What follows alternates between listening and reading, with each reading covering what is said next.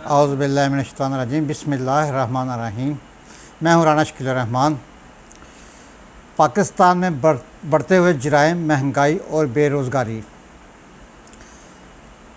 नाज़रीन, सिर्फ़ और सिर्फ फैसलाबाद की बात करें तो 8 माह में 7,000 डाके, चोरियाँ और 7 करोड़ रुपए लूट लिए।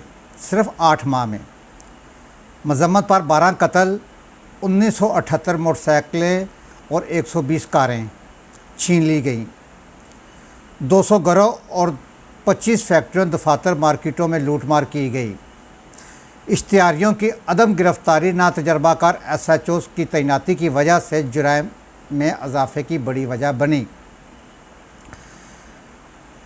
नाजरीन, विहाड़ी से लाहौर आने वाली माँ बेटी से रिक्शा ड्राइवरों की इज्तिमाई ज़्यादती, पुलिस का फौरी एक्शन। दोनों गिरफ्तार CCPO लाहौर मुल्ज़म उमर फ़ारूक आदि मुजरम और रिकॉर्ड याफ्ता बताया जा रहा है।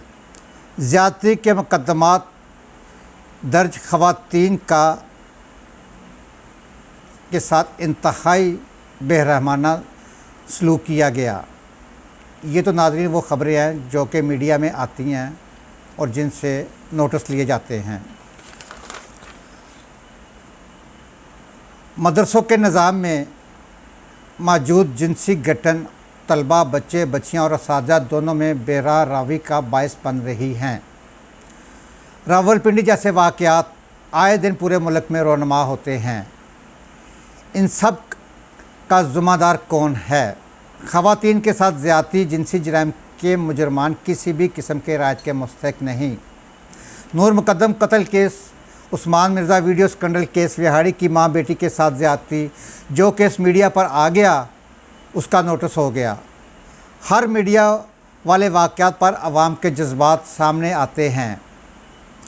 पुलिस गिरफ़्तार करती है, तफ्तीश करती है और अगला काम अदालत का शुरू हो जाता है। अगर तफ्तीश में लचक नहीं रखी गई, आप ज़ैनब केस की ही मिसाल ले लें। इस केस में मुल्ज़म को ढूंढने में ज़्यादा दिन लग गए, लेकिन अदालत ने चंद दिनों में ही सज़ा सुना दी, बल्कि अपीलों के फ़ैसले भी चंद दिनों में हो गए और 2-3 माह में हमने मुजरम को कैफ़रे किरदार तक पहुँचते देखा। आज माशरे में ख़वातीन के ख़िलाफ़ जिनसी जराइम बढ़ते हुए नज़र आ रहे हैं। मेरे ख़्याल में इसका कसूरवार निज़ाम अदल और पार्लियामेंट है। अगर पार्लियामेंटेरियन और निज़ाम अदल इस पर कानून साजी करें, कानून बनाए जाएं और इन ज़िम्मेदारान को आज भी इस बात का एहसास हो जाए तो हमारे मुल्क में जराइम की शरह कम की जा सकती है और मुकदमात के फ़ैसलों में ताख़ीर मुल्ज़मों का सज़ा से बच जाना जराइम बढ़ने की वजह बनते हैं। मुझे आज भी याद है नाज़रीन, मरहूम जनरल ज़िया के दौर में फैसलाबाद धोबी घाट पर सरेआम कोड़े लगाए जाते थे। मैंने ख़ुद अपनी आँखों से देखा है कि एक हफ़्ता पहले ऐलान कर दिया जाता था कि जी धोबी घाट में फ़लाँ दिन, जुमे वाला दिन, ख़ासकर जुमे वाला दिन रखा जाता था कि जुमे वाले दिन कोड़े लगाए जाएंगे और धोबी घाट में पाँव रखने की जगह नहीं मिलती थी और पूरे शहर के सामने उसे सज़ा दी जाती थी।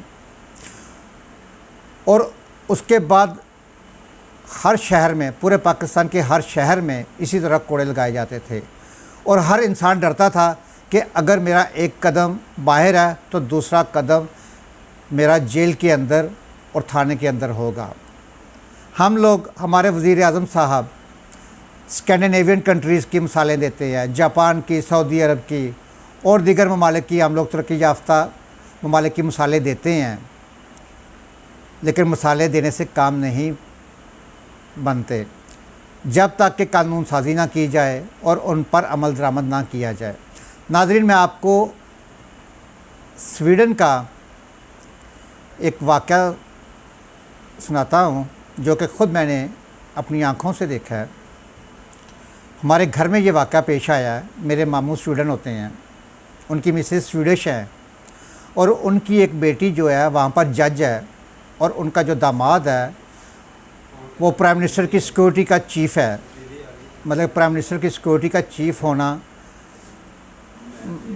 बड़ी बात है, और बेटी एक जज है।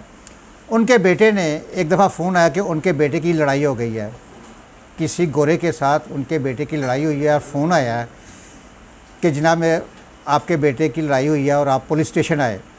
अब वालिद साहब, जो उनके वालिद साहब थे, मेरे मामू थे, उन्होंने अपनी बेटी से और दामाद से कहा कि चले आए मेरे साथ पुलिस स्टेशन चलें, अपने बेटे को छुड़ा कर लाएँ। बेटी ने माजरत की, बेटी ने कहा सॉरी पापा, मैं बेशक जज हूँ लेकिन अपने भाई की सिफारिश नहीं कर सकती।